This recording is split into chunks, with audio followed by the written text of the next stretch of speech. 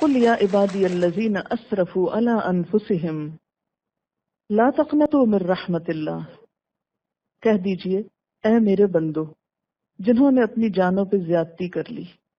یہ اصل میں آپ کو جواب ملے گا کہ اگر عمل پرفیکٹ نہ ہو اور پچھلی زندگی میں جو گناہ ہو چکے ہوں ان کا کیا ہوگا۔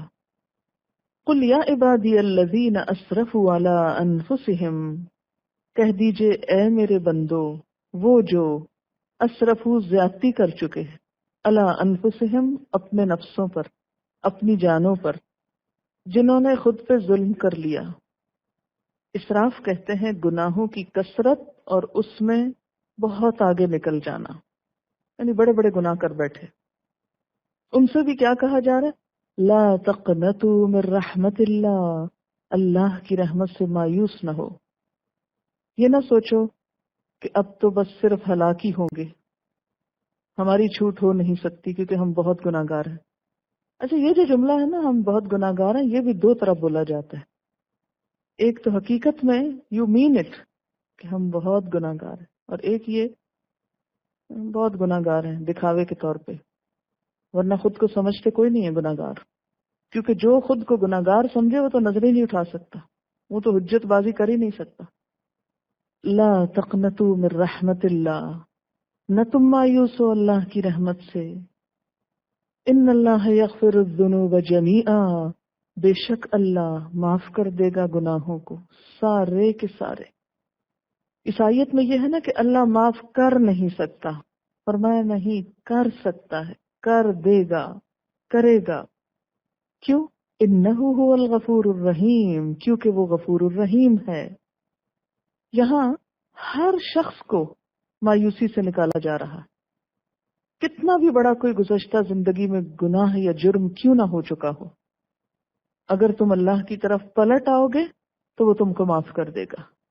طریقہ بتا دیا کہ اب کرو کیا، جو ہو چکا اس پہ روتے نہ رہو کہ وہ ہو گیا، کچھ اور بھی کرو، اور وہ ہے وَأَنِيبُوا، اور رجوع کر لو اِلَىٰ رَبِّكُمْ، اپنے رب کی طرف، لوٹ آؤ اپنے رب کی طرف، وَأَسْلِمُوا لَهُ، اور اس کی اطاعت کرو، اس کے آگے خود کو جھکا دو۔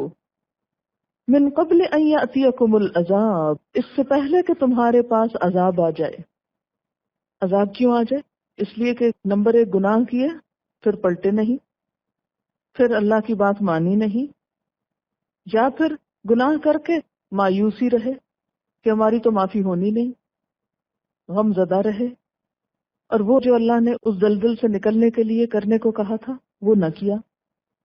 فرمایا نکلو اس سے، پلٹو اپنے رب کی طرف، اور آئندہ اس کی اطاعت شروع کر دو، ورنہ کیا ہوگا کہ ایسا عذاب آئے گا کہ پھر ثم لا تنصرون، تم مدد نہ کیے جاؤ گے، کوئی تمہارا ساتھ نہ دے گا۔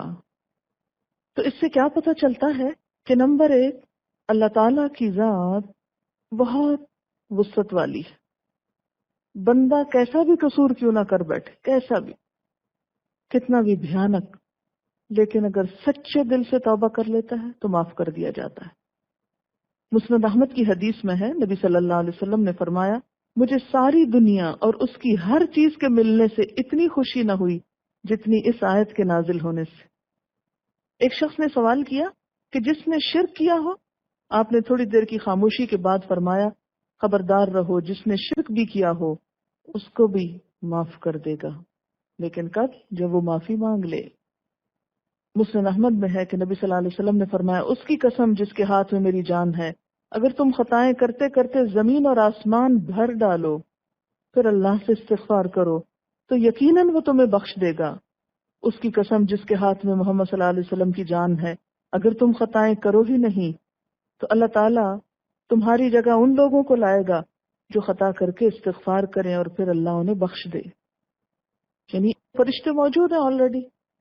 انسان تو چیز ہی ایسی ہے کہ جو چلتے چلتے رستہ بھول جائے اور پھر پلٹے، بھولا نہ رہے۔ اللہ کو یہ بات پسند ہے کہ انسان ہونے کے ناطے اس سے بھول تو ہو جائے لیکن وہ پلٹ آئے۔ بخاری اور مسلم کی حدیث سے ایک ایسے شخص کا حال معلوم ہوتا ہے بنی اسرائیل کے، جس نے 99 لوگوں کو قتل کیا تھا. پھر اس نے بنی اسرائیل کے ایک عابد سے پوچھا کیا اس کے لیے توبہ ہے؟ اس نے کہا نہیں. اس نے اس کو بھی قتل کر دیا. پھر ایک عالم سے پوچھا تو اس نے جواب دیا تجھ میں اور توبہ میں کوئی روک نہیں. اب دیکھیں، عابد کا جواب مختلف تھا، عالم کا مختلف تھا. حکم دیا کہ معاہدوں یا توحید پرستوں کی یا اللہ کی اطاعت کرنے والوں کی بستی میں جاؤ. چنانچہ یہ اس گاؤں کی طرف چلا، لیکن راستے میں ہی موت آ گئی. رحمت اور عذاب کے فرشتوں میں آپس میں اختلاف ہوا. اللہ تعالیٰ نے زمین ناپنے کا حکم دیا تو ایک بالشت بھر نیک لوگوں کی بستی جس طرف وہ ہجرت کر کے جا رہا تھا وہ قریب نکلی، اور یہ شخص انہی کے ساتھ ملا دیا گیا، اور رحمت کے فرشتے اس کی روح کو لے گئے، کیونکہ وہ سچے دل سے اس ساری دلدل سے نکلنا چاہتا تھا. اسی لیے وہ پوچھ رہا تھا. توبہ کر لی اس نے، اور توبہ پر قائم رہنے کے لیے وہ اس بستی کی طرف مائگریٹ کر رہا تھا کہ میں جب تک برے لوگوں کی صحبت میں رہوں گا میں توبہ نہیں کر سکتا. اور چونکہ وہ چلنا شروع ہو گیا تھا، اس طرف جا رہا تھا، ابھی منزل کو نہیں پہنچا، اور صرف ایک بالشت اس طرف قریب تھا، یعنی بنسبت اس کے جدر کو چھوڑ کے آیا تھا. تو ایک بالشت تم بڑھو اللہ کی طرف تو وہ 10 ہاتھ بڑھے گا تمہاری طرف. تو یہی اللہ کی رحمت ہے. مایوسی کفر ہے.